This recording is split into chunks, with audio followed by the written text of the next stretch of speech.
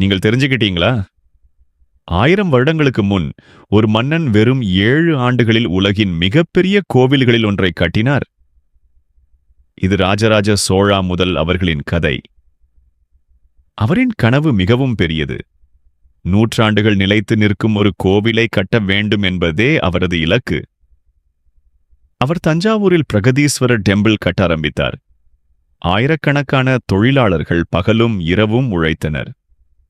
பெரிய கற்கள் தூரத்திலிருந்து கொண்டு வரப்பட்டு நவீன இயந்திரங்கள் இல்லாமல் சரியாக அமைக்கப்பட்டது. வெறும் 7 ஆண்டுகளில் சாத்தியமில்லாதது சாத்தியமாகியது. 1000 ஆண்டுகள் கழித்தும் இந்த கோவில் இன்னும் அப்படியே நிற்கிறது. இது ஒரு கோவில் மட்டுமில்ல, இது துணிவு, கனவு, சக்தி ஆகியவற்றின் சின்னம். இப்படி வரலாறு கதைகள் பிடிச்சிருந்தா லைக், ஷேர், சப்ஸ்கிரைப் பண்ணுங்க.